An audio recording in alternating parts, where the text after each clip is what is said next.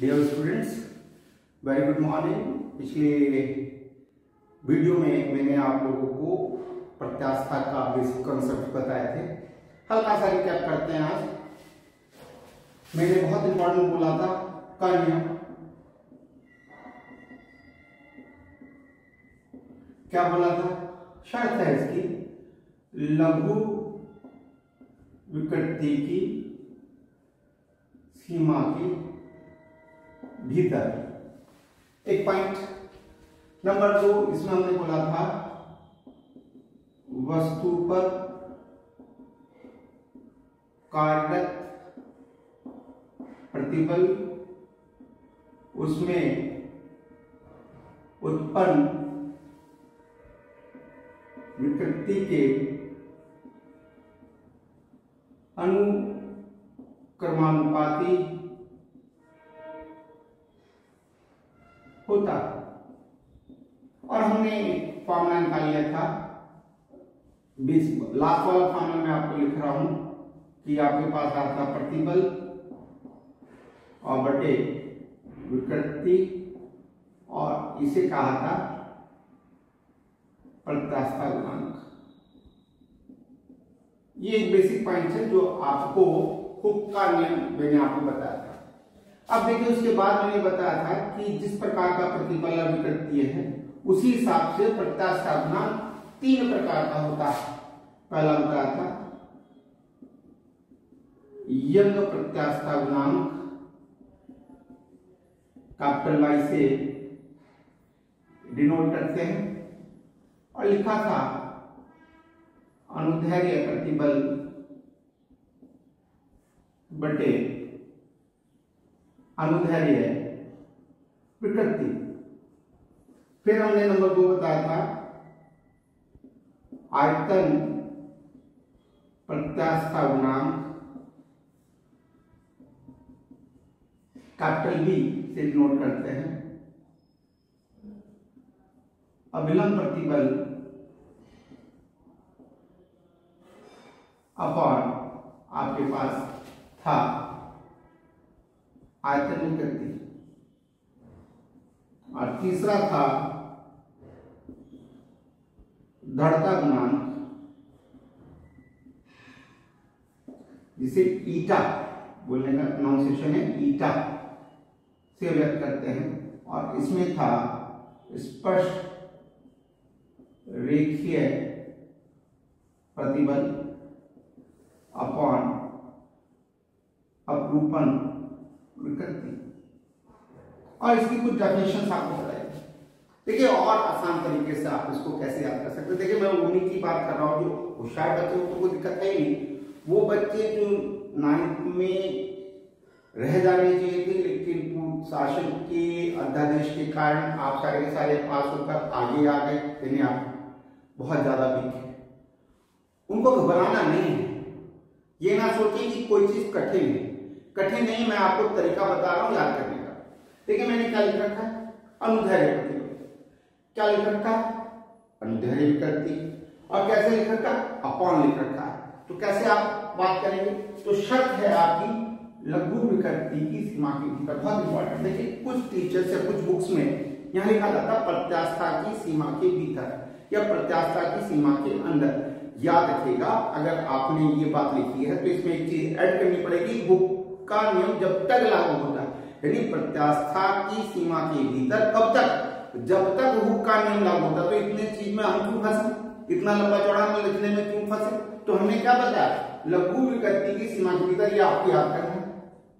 और उसके बाद क्या? ये अनुदैर्ध्य प्रतिबल। और ये क्या है? अनुदैर्ध्य विकृति। बोलेंगे कैसे? यह प्रत्यास्था गुणांक की अगर परिभाषा लिखने को आ जाए, और इंपॉर्टेंट है, याद रखिएगा, बहुत इंपॉर्टेंट है बोलने के लिए, तो बोला जाएगा लघु विकृति की सीमा के भीतर अनुदैर्ध्य प्रतिबल, हाथ लगाए तो, और अनुदैर्ध्य विकृति के अनुपात को उस वस्तु के पदार्थ का यंग प्रत्यास्था गुणांक कहते हैं। इसे कैपिटल वाई से व्यक्त करते हैं। फिर से अपनी बात को दोहरा रहा हूं, देख लीजिए, बहुत ध्यान से देखना है आपको। लघु विकृति की सीमा के भीतर क्या लिख रखा? अनुदैर्ध्य प्रतिबल। तो अनुदैर्ध्य प्रतिबल हाथ हटा तो, और कहां पहुंचे? नीचे। अनुदैर्ध्य विकृति बटाया तो के अनुपात को उस वस्तु के पदार्थ का यंग प्रत्यास्था गुणांक y कहते हैं। यानी इस बात को मैं अब लिख के दिखाऊं तो क्या बात आई, देखेंगे यहाँ पर ये बात यहाँ तक कॉमन रहेगी। ये है अनुदैर्ध्य प्रतिबल, हाथ लगाया और नीचे चले गए, अनुदैर्ध्य विकृति। अब कौन को क्या बोल रहे हैं, के अनुपात को उस वस्तु के पदार्थ का यंग प्रत्यास्था गुणांक कहते हैं। अब कैपिटलाइज करते हैं, किसी बात करते हैं कैपिटलाइज करते हैं। अब आपको पिछला वीडियो अगर आपने देखा तो आपने क्या पढ़ा था, प्रतिबल का आपने विवक्षित पढ़ा था ml-1 t-2। आपने क्या पढ़ा था, उसका मात्रक न्यूटन पर मीटर स्क्वायर। तो यहाँ पर भी अगर आप देखेंगे तो अनुदैर्ध्य या प्रतिबल का तो न्यूटन पर मीटर स्क्वायर है, विकृति का कोई मात्रक है नहीं, तो पुनः इसका मात्रक क्या आएगा, वो आएगा न्यूटन पर मीटर स्क्वायर। और विवक्षित वहीं का वहीं रहेगा, क्या चीज रहेगी, ml-1 t-2। एक बहुत इंपॉर्टेंट है। अब देखिए मैं इसको जब तक एलोब्रेट करूंगा, इससे और आगे जाऊं, उससे पहले मैं आपको इन दोनों को परिभाषा लिखनी और सिखा दूं। देखें मैंने क्या कहा था, उसको फिर से देखेंगे। लघु विकृति की सीमा के भीतर क्या लिख रखा, अभिलंब प्रतिबल, हाथ लगाया और कहां पहुंचे, नीचे आयतन विकृति।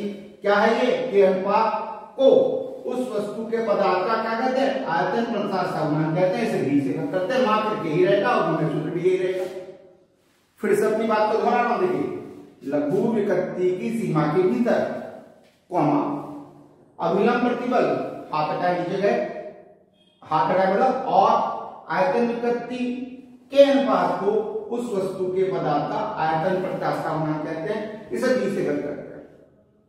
और तीसरी बात जो कि आपके 30% कोर्स कम होने की वजह से हट चुका है, कंपटीशन के लिए तो है, लेकिन 30% कोर्स जो है यूपी बोर्ड का कोरोना काल से हटा है, तो उसमें ये है नहीं कोर्स में। लेकिन अगर आपको याद करना तो कैसे याद करेंगे, फिर से उसी टेक्निक को अपनाएं। लघु विकृति की सीमा के भीतर कॉमा क्या लिखा है, स्पर्शरेखीय प्रतिबल, हाथ लगाया और अपरूपण विकृति के अनुपात को उस वस्तु के पदार्थ का दृढ़ता गुणांक कहते हैं। इसे ईटा से करते हैं, मात्रक के और बीम सूत्र की। तो अब आपको क्लियर होगा, अगर मैंने हुक का नियम याद किया तो ये तीनों परिभाषाएं मैं हाथ की हाथ तैयार कर सकता हूं। तो बहुत इंपॉर्टेंट क्या बोला था मैंने, मैं शुरू में जो वीडियोस दूंगा वो आपके हाफ ईयरली एग्जाम के हिसाब से, यानी मिड टर्म के हिसाब से होंगे। तो बहुत इंपॉर्टेंट बात बोल रहा हूं, प्रतिबल, विकृति, हुक का नियम, इन तीनों में से ये दो, इनमें से एक परिभाषा 1001% आएगी। अगर आपका कोई सा भी विद्यालय हो, कोई सा भी विद्यालय हो, ये कुछ पूछे जाते हैं। अब देखिए मानना थोड़ा सा पेपर टिपिकल साइड में जाए, यानी इसका फॉर्मूले के ऊपर कोई न्यूमेरिकल आए तो इसका फॉर्मूला हम कैसे डिसाइड करेंगे, अब हम बात इस पे करेंगे।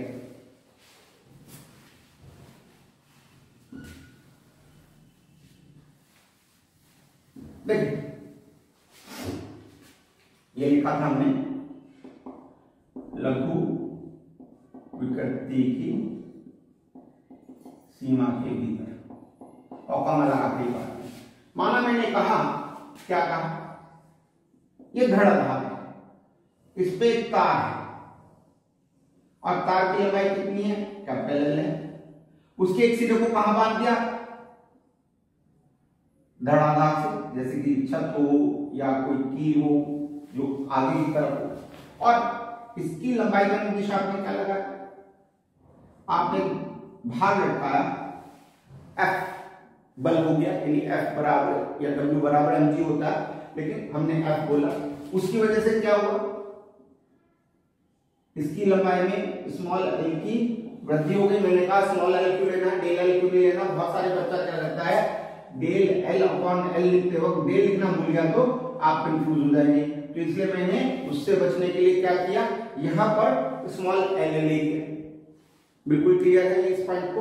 अब आपके पास क्या चीज है, अनुप्रस्थ काट क्षेत्रफल कितना है a, और तार्किक त्रिज्या है r, तो a बराबर क्या है पाई r स्क्वायर। तो अब आप देखें कि हमने शुरुआत कैसे की, मेरे पास एक तार है, तार है तो तार की लंबाई कैपिटल एल है, उसकी त्रिज्या स्मॉल आर है, अनुप्रस्थ काट क्षेत्रफल कैपिटल ए है। ए कितना हो गया, पाई आर स्क्वायर हो गया। तार के एक सिरे को धड़धार से लटका दिया और नीचे वाले तार सिरे पर आपने क्या लगाया, एक बल नीचे की ओर लगाया, उस बल की वजह से तार की लंबाई में स्मॉल एल की वृद्धि हो गई। तब अनुदैर्ध्य प्रतिबल किसके बराबर आएगा, एफ अपॉन ए। देखिए परिभाषा में आपने पढ़ा है एकांक अनुप्रस्थ काट क्षेत्रफल पर कार्य करने वाले आंतरिक प्रतिक्रिया बल को कहते हैं। अब यह आंतरिक प्रतिक्रिया बल को, जो बल हमने F लगाया उसके ठीक बराबर क्यों रख लिया, तो देखो साम्य अवस्था में परिणामी बल शून्य होता है, लेकिन जितना बल मैंने नीचे लगाया उतना ही बल अंदर मतलब आंतरिक रूप से पदार्थ में क्या करेगा, काम करेगा। तो वो आंतरिक प्रतिक्रिया बल किसके बराबर है, लगाए गए बल F के बराबर है। इसलिए परिभाषा में तो हमने आंतरिक प्रतिक्रिया बल बोला, लेकिन उसकी जगह हमने क्या रखा, लगाया गया बल यानी कैपिटल। तो हमारे पास कैपिटल F अनुप्रस्थ काट क्षेत्रफल ए था तो F अपॉन ए आ गया। इसके बाद क्या है, अनुदैर्ध्य विकृति। आपके पास अनुदैर्ध्य विकृति क्या था, लंबाई में भिन्नात्मक परिवर्तन, तो small L upon capital L. अब y बराबर अभी आपने क्या पढ़ा, आपने पढ़ा अनुदैर्ध्य प्रतिबल अपॉन या बटा अनुदैर्ध्य विकृति। ये फॉर्मूला आपने पढ़ा, अगर नहीं पढ़ा, नहीं याद किया तो देखो आगे नहीं बढ़ पाएंगे। पहले बता रहा हूं, अगर आपने वीडियो देखा और उसको फिर सोचा नहीं, समझा नहीं, याद नहीं किया तो आप वहीं के वहीं खड़े रह जाओगे। तो बहुत इंपॉर्टेंट है इस फॉर्मूले को याद करना। अब इस फॉर्मूले में क्या कर दिया, तो प्रतिबल के फॉर्मूले के हिसाब से एफ अपॉन ए, तो वो एफ अपॉन ए आ गया, ये एल अपॉन कैपिटल। अब इसे सिंपल मैथमेटिक्स के हिसाब से सॉल्व करना, तो हमने क्या पढ़ा, बाहर बाहर की गुना, अंदर अंदर की गुना, तो F capital L A upon small L, ये फॉर्मूला है y बराबर F L अपॉन AL। अब देखिए F भाग mg कैपिटल L और A pi R square small L, तो y का फॉर्मूला आ गया ये, यानी ये फॉर्मूला आपको कंठस्थ करना है y का, और इसी के आधार पर बहुत सारे न्यूमेरिकल्स आपको करने को मिलेंगे या बहुत सारे बोधात्मक प्रश्न करने को मिलेंगे। यूजुअली बोधात्मक प्रश्न से क्या तात्पर्य, आपको मैं बताऊं कि माना एक ही पदार्थ के आपने 3-4 तार ले लिए, कितने तार ले लिए, 1 2 3 4 तार ले लिए, और आपसे क्या कहा, आपसे कहा भैया इसके अंदर हमने क्या लगा दिया, समान भार लटका दिया। क्या लटका दिया, समान भार लटका दिया, यानी mgb से मिल लिया। हमने क्या काम किया, yb से मिल लिया, और क्या किया, अलग अलग तार लिए। अलग अलग तार मतलब एक की लंबाई l है, दूसरे की त्रिज्या r है, एक की लंबाई l है लेकिन दूसरे की त्रिज्या 2r है, अगले की लंबाई 2l है, त्रिज्या 3r, इस प्रकार से अलग अलग तार लिए। तो किसके अंदर लंबाई में सबसे ज्यादा परिवर्तन होगा, नीट का क्वेश्चन आ गया या एक लघु बहुविकल्प क्वेश्चन आ गया, तो देखो आपको क्या पूछा, किसकी लंबाई में ज्यादा परिवर्तन होगा। तो देखो स्मॉल एल नीचे है, जिसे चाहिए उसे बराबर में ले लो, बराबर लिख लो, और जो चीज सामने है बराबर के उसे पूरा लिख लो, यानी mgl पाई आर स्क्वायर। और जो यहां पे थी, क्योंकि गुना में है तो कहां जाएगी, बटे में जाएगी, तो ये y आ गया। अब ये y आ गया तो ये तो कांस्टेंट हो गया, ये कांस्टेंट हो गया, तो L प्रोपोर्शनल कितना हुआ, L अपॉन आर स्क्वायर, यानी जिसका ये मान L अपॉन आर स्क्वायर का मान जिसमें सबसे ज्यादा होगा वहीं पर लंबाई में वृद्धि सबसे ज्यादा होगी। इस प्रकार से बहुत सारे बोधात्मक क्वेश्चन, लघुत्तरीय प्रश्न या बहुविकल्प प्रश्न आपको मिलेंगे जिसको आपको करना है। ये आपको क्लियर हो गया होगा, ये फॉर्मूला आपको क्लियर हो गया होगा। अब एक बात देखो, कॉन्सेप्ट में कहां मिस्टेक होती है, हमने कहा था कि भाई एक रबड़ ली, हमने खींची लंबाई बढ़ गई, लंबाई बढ़ हमने छोड़ी वापस आ गई, हमने और जोर से खींची और लंबाई बढ़ी फिर वापस आ गई। तो बच्चे के दिमाग में आता है यार हमने लंबाई खींची, मतलब तार खींचा, तार रबड़ का था, खींचा, खींचने पे ज्यादा लंबाई में वृद्धि हुई, हमने छोड़ा वापस आ गई। अगर मैं कहूँ स्टील में उतना ही बल लगा तो पता चला वो हिला ही नहीं, तो विरोध किसने ज्यादा किया, स्टील ने या रबड़ ने, सोच के बता। तो निश्चित तौर से विरोध कौन ज्यादा कर रहा है, स्टील, क्योंकि उसकी तो लंबाई में वृद्धि नहीं हुई, इतना विरोध किया कि लंबाई में वृद्धि नहीं हुई, और जिसका विरोध ज्यादा उसका प्रत्यास्थता गुणांक ज्यादा, इसलिए हम कहेंगे स्टील का प्रत्यास्थता गुणांक बड़ा होता है रबड़ के प्रत्यास्थता गुणांक से। ये मैंने एक किसी हिसाब से होता है गुणात्मक विवेचना करी, यानी गणितीय विवेचना नहीं की। गणितीय विवेचना में क्या करते, दोनों की लंबाई समान ले लेते, एक स्टील का तार लेते, एक रबड़ का तार लेते, एक का एक प्रत्यास्थता गुणांक वाई होता, एक का वाई होता। तो आपको क्या निकालना था, स्मॉल एल के फॉर्मूले में देखो एल आर समान भार वहीं का वहीं, समान लंबाई वहीं की वहीं, त्रिज्या वहीं की वहीं, लेकिन ये वाई आर हो गया। ऐसे ही एल एस लिया M G L Y R square Y S हो। अगर मैं इस इक्वेशन को इससे भाग कर दूं, यानी अगली लाइन में, यानी कि आप यहां लाने के बाद अगली लाइन लेंगे, यानी L S M G L upon pi R square Y S L R M G L pi Y R square Y R, इससे कट गया, इससे कट गया, अंदर अंदर गुना भाग गुना, तो Y R upon Y S. ठीक है, और हमें क्या पता एल एस छोटा है एल आर से, यानी कि लंबाई में वृद्धि काफी ज्यादा होगी, रबड़ में होगी, इसलिए ये आ रहा है। तो L S upon L are छोटा है, यानी दोनों तरफ मैंने एल आर से डिवाइड कर दिया, तो ये L S upon L R आ गया, L R upon L R 1 हो गया। यानी इसकी जगह क्या लिख सकता हूं मैं, लेस देन में लिख सकता हूं, तो Y R upon Y S क्या है, लेस देन 1। तो आपको क्या दिखाई दिया, वाई आर छोटा है वाई एस से, यानी वाई एस बड़ा है वाई आर से, वो अलग बात है, दूसरे तरीके से बोल रहे थे। तो ये गणितीय विवेचना है, ये भी एक क्वेश्चन है, लेकिन लीड से हटकर पेपर आए तब ये क्वेश्चन पूछा जाता है। तो बहुत इंपॉर्टेंट बात आपको समझना चाहिए। अब बात करेंगे आयतनात्मक प्रत्यास्थता गुणांक की, तो उसको जरा देखें, उसके बाद थोड़ा सा न्यूमेरिकल कराऊंगा इस चैप्टर के, तो उसको भी देखेंगे।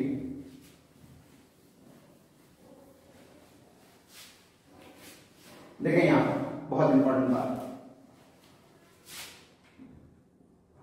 बी हमने लिखा था अभिलंब प्रतिबल बटे आयतन विकृति, और माना मेरे पास एक घन है।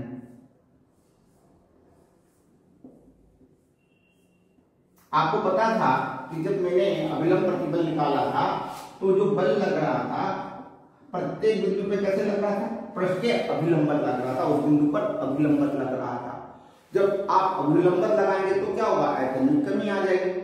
आप ऐसे लगाएंगे हो सकता है आयतन में वृद्धि हो जाएगा, अलग फैक्टर है। यानी P पॉजिटिव तो आयतन घट जाएगा, P नेगेटिव तो आयतन बढ़ जाएगा। ये बात आपको दिमाग में रखनी चाहिए। माना आपने P, अब आप देखो आपने अभिलंब प्रतिबल को क्या पढ़ा था, F अपॉन A, फॉर्मूला तो वही का वही था, बस क्या था, बल जो है अविलंबित लग रहा है, और जब बल अविलंबित लग जाए किसी क्षेत्रफल पर तो उसको दाब भी कहते हैं। तो अभिलंब प्रतिबल का क्या लिख सकता हूं मैं, अब इसे वो P भी लिख सकता हूं। ठीक है, अब इस मामले को अगर आप चेक करो तो B ये हो गया P, ये हो गया माइनस का डेल V अपॉन B। तो आपके पास फॉर्मूला देखो दो तरीके से लिख रहा हूं, डेल V अपॉन B बराबर आ गया P अपॉन B, और इसे माइनस में ले लें, ये एक फॉर्मूला बन गया। इसके ऊपर बहुत सारे न्यूमेरिकल्स आपको एनसीईआरटी में मिलेंगे, या इसको मैं लिख सकता हूं B, देखिए अंदर अंदर गुना भाग बार गुना, तो P V upon minus del V।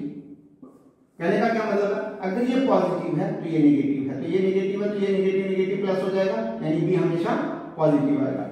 माना मेरे को ये नेगेटिव है और तो ये पॉजिटिव हो जाएगा, तो ये नेगेटिव मिलकर प्लस हो जाएगा, तो B हो जाएगा। लेकिन जो बच्चा एवरेज से नीचे चला जाता है, वो जो कहता है कि मेरे से तो लापरवाही ज्यादा होती है, तो उसे मॉड में इस्तेमाल कर ले। किसमें इस्तेमाल कर ले, मॉड। मॉड मतलब अंदर प्लस माइनस से कोई लेना देना आपका नहीं रहेगा, चिन्ह प्लस कर करके। ठीक है, लेकिन तरीका सही नहीं है कंपटीशन के लिए, तो बहुत ध्यान रखना है।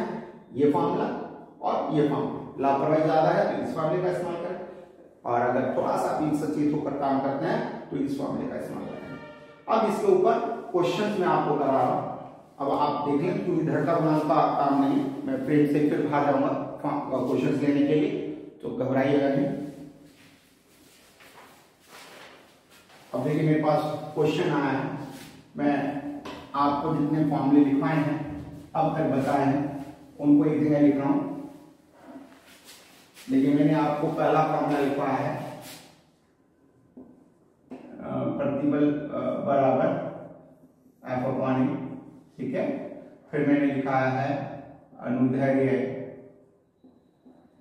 विकृति L/L, आयतन विकृति dV/V, अपरूपण विकृति फिलहाल कोर्स में नहीं है लेकिन लिखा रखी है X/L। अब आपके पास क्या है, y mg L/πr² small l, ये क्या था πr² था, अब क्या था mg था, तो y बराबर आपने पढ़ा था FL/AL, एक फॉर्मूला ये था, b बराबर p v/-dv या b बराबर p dV/V या dV/V p/V।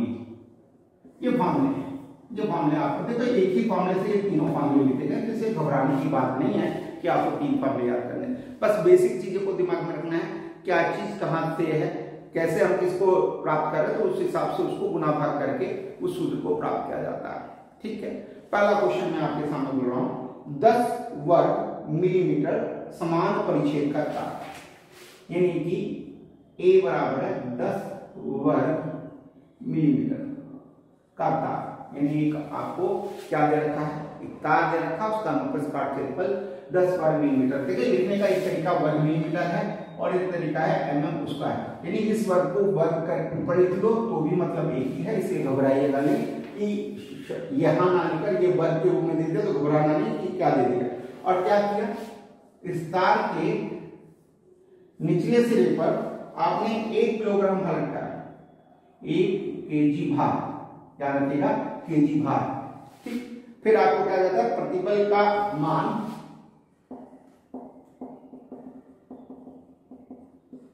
और दिशा जाती है, दो बात आपको। तो देखिए मैं न्यूमेरिकल जब समझाता हूं तो उसके लिए मैं 5 स्टेप बताता हूं। पहला स्टेप, क्वेश्चन को पढ़ो, कौन कौन सी भौतिक राशियां दे रखी हैं उसे अपनी कॉपी में नोट रखो। मैं फिर से अपने क्वेश्चन को रिपीट कर रहा हूं, फिर इस बात को दोबारा रिपीट नहीं करूंगा कि मेरे 5 स्टेप क्या हैं। देखिए 10 वर्ग मिलीमीटर समान परिच्छेद का तार, यानी ये दे रखा है, नोट कर लिया मैंने। फिर कहता है निचले सिरे पर 1 किलोग्राम भार, यानी निचले सिरे पर, इस तार के निचले सिरे पर मैंने 1 किलोग्राम भार का भार लटका दिया। तो आपसे कहता है प्रतिबल का मान निकालिए और दिशा ज्ञात कीजिए, ये स्टेप नंबर 1 है। याद रखिएगा स्टेप नंबर 2, रिवाइजिंग क्वेश्चन, और खास तौर से जिस वक्त आप पेपर कर रहे हैं, माना आप घर में काम कर रहे हैं, आंसर मैच नहीं करेगा, आप देखेंगे मैंने कहां गलत उतार लिया, जो आंसर आपके सामने रखा है, लेकिन पेपर के बाद कॉपी कौन चेक करेगा, टीचर। और माना आपने प्रश्न पत्र से उत्तर पुस्तिका में लिखते हुए गलत उतार लिया तो मिस्टेक हो जाएगी, तरीका ठीक होते हुए भी आंसर गलत आने वाला है, क्योंकि आंकिक मान बदल जाएंगे तो आंसर गलत हो जाएगा। तो इसलिए मैंने क्या कहा आपसे, एक बात कही, revise the question, step number 2। Step number 3 बहुत इंपॉर्टेंट है, बिना इसे संक्षेप करे आप क्वेश्चन सॉल्व ही नहीं कर सकते, खासतौर से न्यूमेरिकल।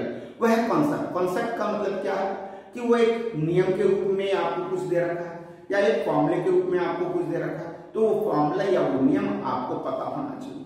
जैसे कि यहाँ पर नियम क्या है, फॉर्मूला क्या है, तो आपको पता है परिभाषा से कि साम्यावस्था में वस्तु के एकांक का अनुप्रस्थ काट क्षेत्रफल पर कार्यरत आंतरिक प्रतिक्रिया बल को प्रतिबल कहते हैं। और आंतरिक प्रतिक्रिया बल की जगह हमने क्या लगाया था, बल लगाया था। बल का डायरेक्शन कहाँ है, नीचे, तो आंतरिक प्रतिक्रिया बल कहाँ लगेगा, ऊपर। ये बात आपको पता है, क्योंकि परिणामी नेट 0 होना चाहिए, ये नीचे तो ये ऊपर, तभी तो नेट 0 हो गया, तभी तो साम्यावस्था है। तो साम्यावस्था में ये और ये बराबर होते हैं। बिल्कुल बात क्लियर हो गई अब आपको। अब यहाँ पर एफ आर की जगह हमने क्या ले लिया, एफ ले लिया। अब एफ आर की डायरेक्शन कहाँ है, देखो कहाँ है, ऊपर की ओर, तो दिशा आपको पकड़ में आ गई, यानी प्रतिबल में तो चूंकि एफ आर में होना है तो दिशा कहाँ आ गई, नीचे नहीं है, एफ आर की डायरेक्शन, यानी कि तार में धड़ से लेकर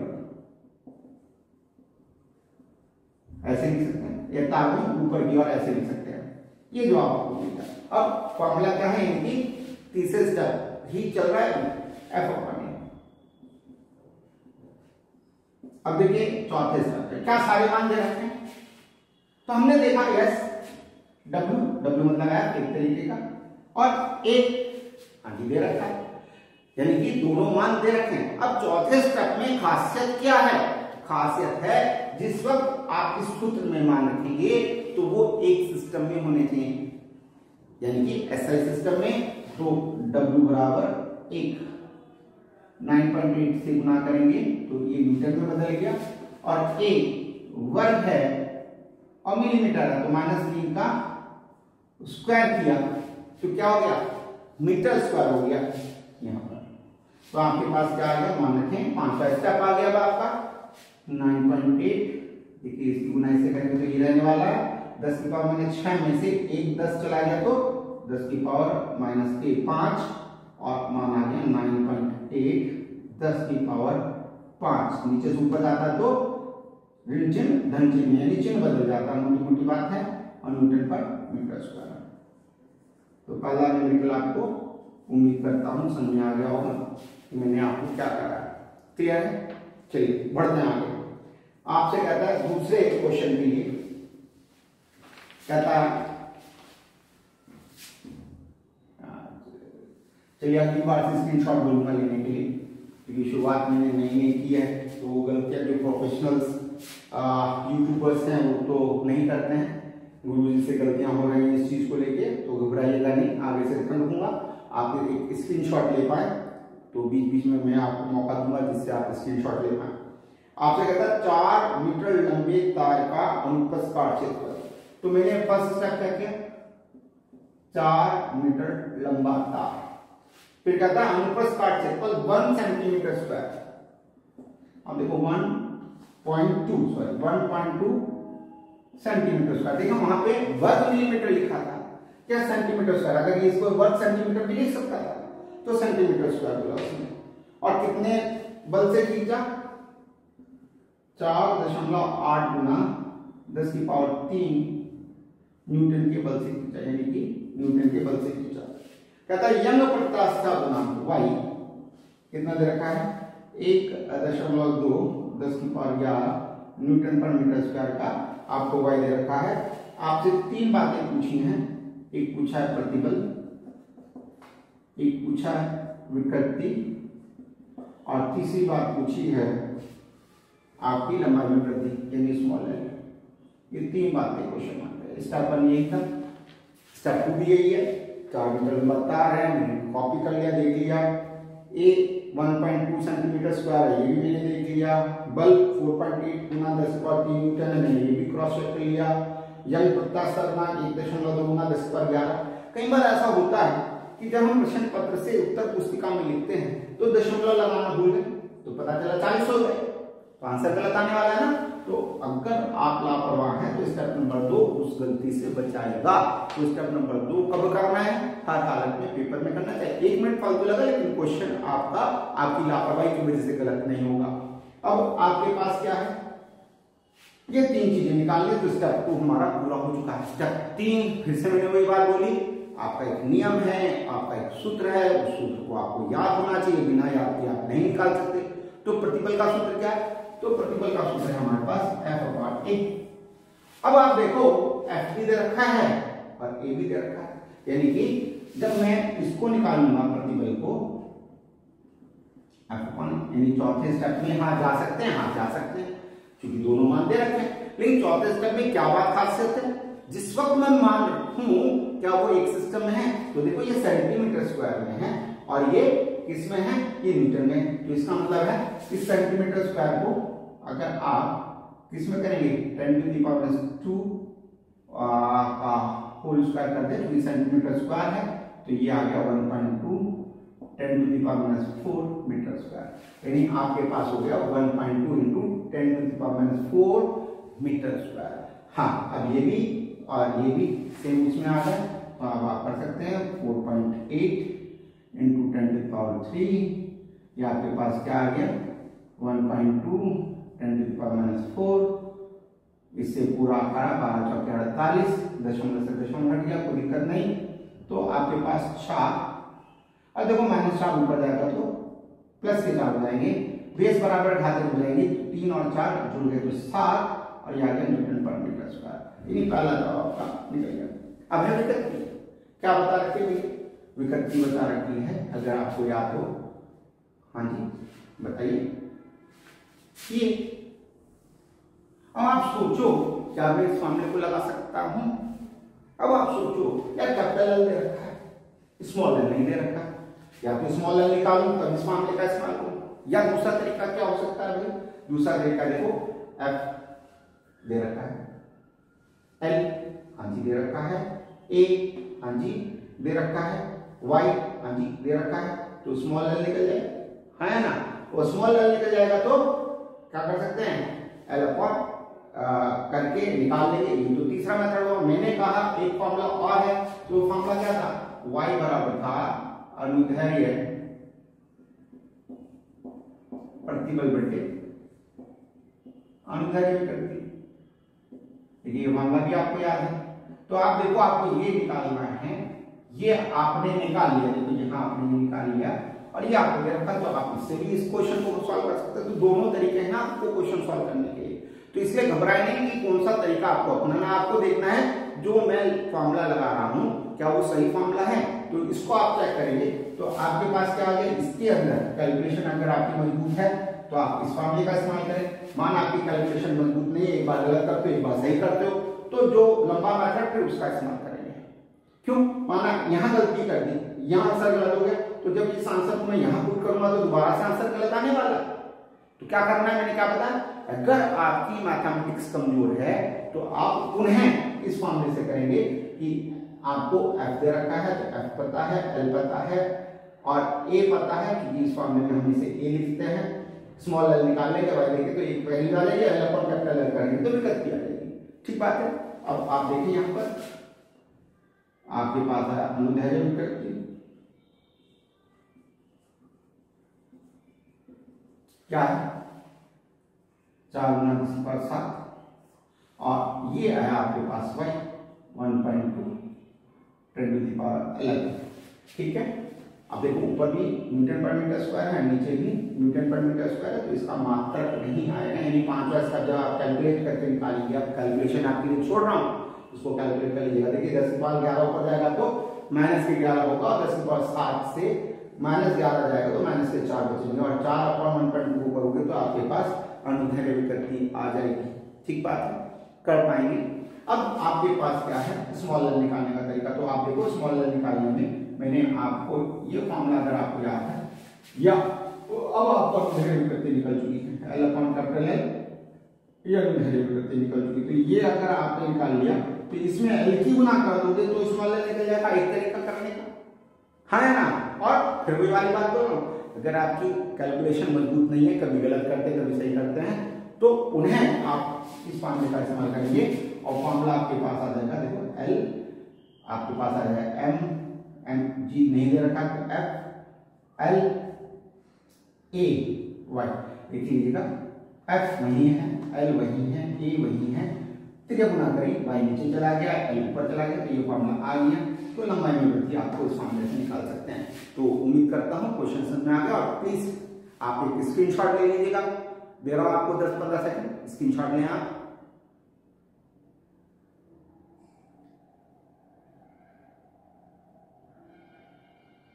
उम्मीद करता हूं स्क्रीनशॉट ले लिया होगा। चलते हैं अगले प्रश्न की तरफ। तीसरा प्रश्न कर रहा हूं।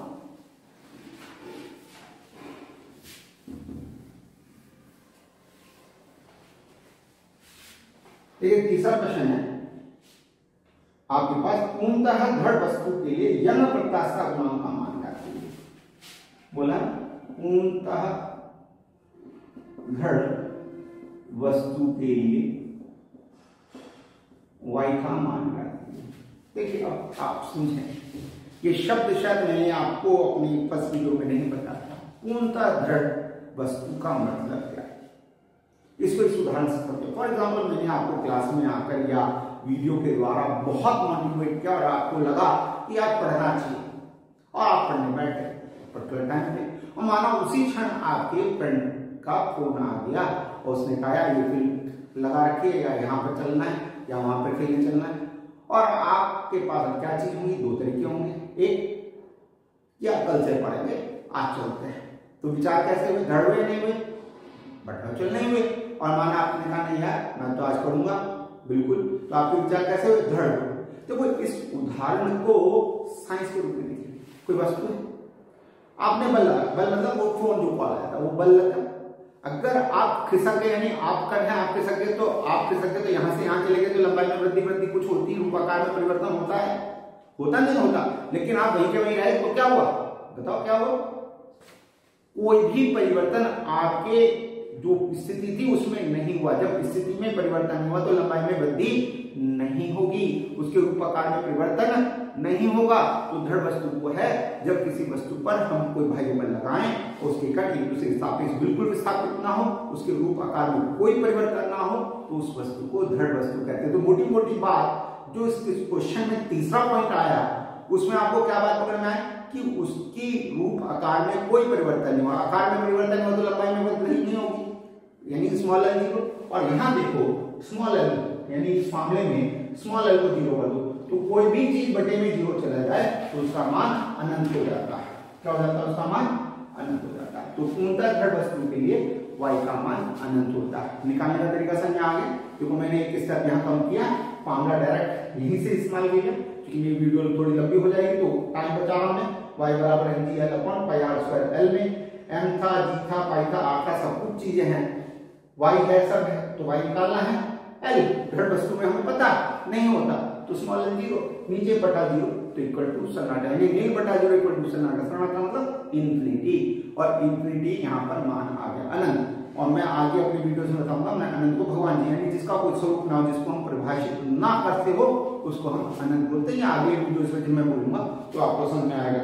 अब इसके बाद एक क्वेश्चन है, कहता है किसी तार पर 1.5 किलोग्राम भार लटकाने पर, यानी W बोलूं F बोलूं 1.5 केजी वेट, केजी भार लटकाने पर क्या कहता है, उसकी लंबाई में वृद्धि होती है 1%।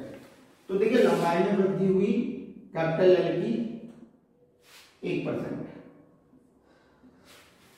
कैपिटल एल क्यों लिया हमने, क्योंकि हमारे पास लंबाई नहीं दे रखी तो हमने माना तार की लंबाई कैपिटल एल है, लेकिन वहां पर जब 1.5 किलोग्राम भार लटकाया तो उसकी लंबाई में वृद्धि, यानी स्मॉल एल कितना हो गया, 1% होती है। और आपसे कहता है अनुदैर्ध्य विकृति का, तो आपसे कहता है अनुदैर्ध्य विकृति का करो। अब जो एक नॉर्मल बच्चा है वो घबराता है, कहता है यार ये वैल्यू दे रखी है और इस वैल्यू का तो मैं इस्तेमाल कैसे करूं, यानी वो उस फॉर्मूले को लेने में घबराता है। तो देखिए फॉर्मूला है आपके पास अनुदैर्ध्य विकृति, और एल यहां दे रखा है, कैपिटल एल यहां दे रखा है, तो एल अपॉन कैपिटल एल करूं तो क्या आ गई 1%, एल अपॉन कैपिटल एल आ गया तो 1/100, यानी 0.01, यानी इसका जवाब है 0.01। गलती से भी आप अगर इसको सोचने बैठ गए तो आप न्यूमेरिकल नहीं कर पाएंगे, क्योंकि कोई भी फॉर्मूला ऐसा नहीं है जिसमें केवल इसको लगाकर और चीजें बाकी दे नहीं रखी, ना वाई दे रखा ना कुछ और दे रखा, तो आप फंस जाएंगे। तो क्या दे रखा है यहाँ पर, केवल एक तरीके से आपको माइंड से ये देखने के लिए कि कॉन्सेप्ट आपका कितना मजबूत है, तो इस प्रकार का प्रश्न दिया जाता है और 1-2 नंबर में पूछा जाता है। अब देखिए एक क्वेश्चन मैं आपको बोलता हूँ यहाँ पर, देखिए स्क्रीनशॉट ले लीजिए, फिर गलती से मिटाने जा रहा था मैं आपको, ले लिया आपने स्क्रीनशॉट, पक्का, चलिए मिटाता हूं। देखिए यहां पर एक कहता है एक ही पदार्थ में 2 तारों की लंबाइयां L और 2L है, तार 1 और तार 2, और एक ही पदार्थ, यानी इसका यंग प्रकाश का गुणांक इसका यंग प्रकाश का गुणांक समान होगा, ये बात मैंने वीडियो की शुरुआत में बताई थी। फिर कहता है त्रिज्याएं, इसकी 2r है, इसकी r है, ये यंग प्रत्यास्था है, ये त्रिज्याएं हैं, और लंबाइयां कितनी दे रखी है, लंबाई दे रखी है, एक की L दूसरे की 2L। आपसे कहता है दोनों तारों में उत्पन्न वृद्धियों का अनुपात कीजिए। माना तार 1 में L1 है और तार 2 में स्मॉल L2 है और आपसे पूछा है L1/L2 बराबर क्या। अब आप बहुत इंपॉर्टेंट बात देखेंगे, जब मैंने इससे पहले कराया था जिसमें मैंने कहा था तार वही हो भार भी वही हो, तो हम क्या करते हैं L प्रोपोर्शनल L/R² लेते हैं। जिसे ये याद है वो तो डायरेक्ट इस्तेमाल कर सकता है, जो उसे याद है वो कर सकता है। तो यहां पर जिसे याद नहीं हो क्या करें, इस फॉर्मूले का इस्तेमाल करें। तो L1 लूंगा तो क्या होगा, देखो भार वही L1 की जगह L है, L1 की जगह L है तो L लिख दिए, पाई स्मॉल r की जगह क्या है 2r, तो 2r को स्क्वायर करूंगा तो 4r² है और L आपका यहां चुका, y आपका नीचे आएगा तो ये y है यहां पर आ गया। अब आपके पास L2 है, L2 कितना है, देखो भार वही का वही है, L की जगह कितना है 12, तो ये 12 हो गया। गुना कर रहा हूं ये सारी चीज, mg12 मत मानना, और पाई है त्रिज्या कैपिटल आर है तो स्मॉल आर की कैपिटल आर रखा तो r² है और यंग प्रत्यास्थ गुणा फिर से y लिख लीजिए y। अब ये दो इक्वेशन बन गई। अब इन दो इक्वेशन को अगर मैं भाग करूं तो देखो r² से r² या पाई से पाई गया, mg से mg गया, l से l गया, y से y गया, अंदर अंदर गुना अब बाहर भाग गुना। देखें यहां कुछ नहीं यहाँ कुछ नहीं, मतलब 1 और ये 4 और ये 2 8, तो अनुपात आया L1/L2 बराबर 1/8। ये भी एक अच्छा क्वेश्चन है, बहुगुणित पेज में भी आता है और 2 नंबर के क्वेश्चन में भी आता है। डिपेंड करता है कि टीचर ने कितना पेपर को मॉडरेट बनाया है, हार्ड बनाया है, आसान बनाया। आसान बनाया तो 2 नंबर में दिया जा सकता है क्वेश्चन, थोड़ा हार्ड बनाया तो हो सकता है वो आपको बहुविकल्प में दे दे, 1 नंबर में दे दे। तो मेरे ख्याल से क्वेश्चन आपको समझ में आ रहा है। देखिए आप स्क्रीनशॉट ले लें, आप ले लिया आपने स्क्रीनशॉट, ठीक बात है। अब हम बात करेंगे आगे इकोनॉमिकल में दूसरा जो बी वाला है उस पे कराऊंगा।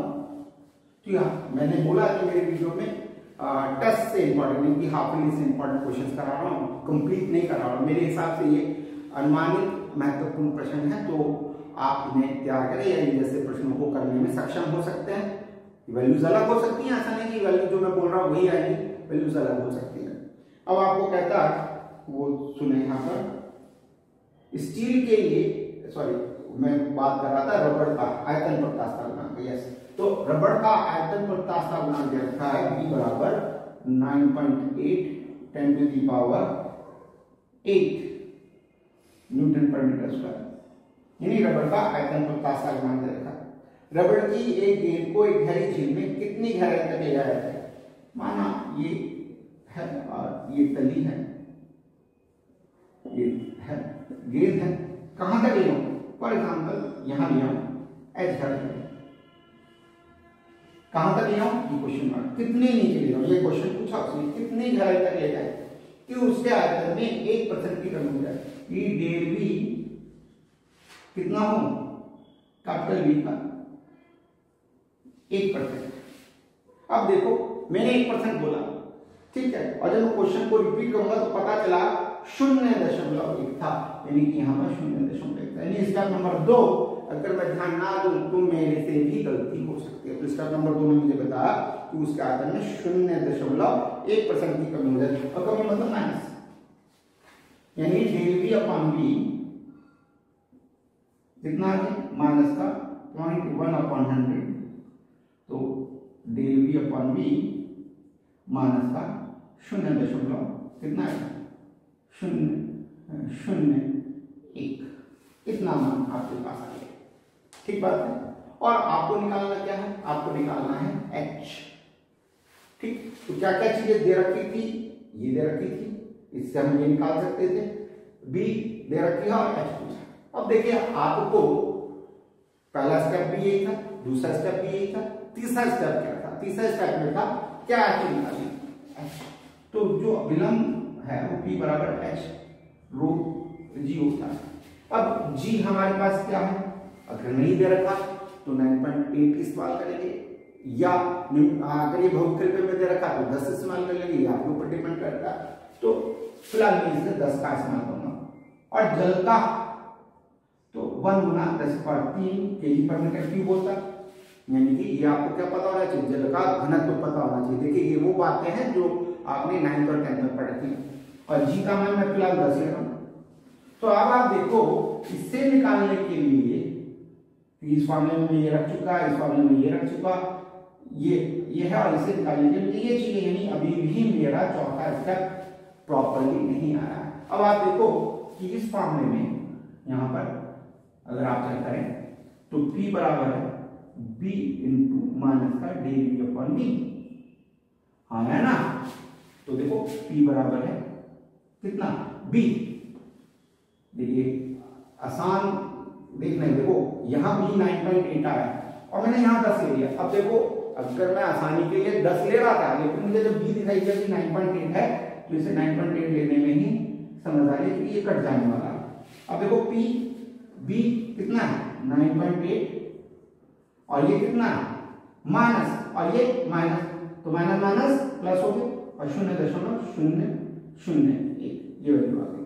इस वैल्यू को अगर आप यहाँ पुट करेंगे तो देखिए मैं नीचे ना जाकर ऊपर कर रहा हूँ, इसके बाद आप ऊपर आएंगे तो ये आ गया 9.8 0.001 H 1 गुना 10 पावर 3 और 9.8, इससे ये कट गया, ठीक है। अब आप सॉल्व करना H 0.001 नीचे 10 पावर 3, हाँ है ना। देखिए मिस्टेक देखो फिर से समझिए, B का मान था 9.8 10 की पावर 8, तो देखिए यहाँ 9.8 10 की पावर 8 जब मान रखें तो कैलकुलेट करते हो बहुत ध्यान रखना है आपको। तो 10 की पावर 8 यहाँ पर था, तो आपके पास यहाँ पर 10 की पावर 8 रहने वाला है, तो आपके पास 10 की पावर 8 है ना। और ये 10 की पावर 3 नीचे आ चुका, इसीलिए तो नीचे 1000 और आ गया, इससे काटा तो ये 10 की पावर 2 रह गया, तो H बराबर 100 मीटर आपके पास आंसर आ गया।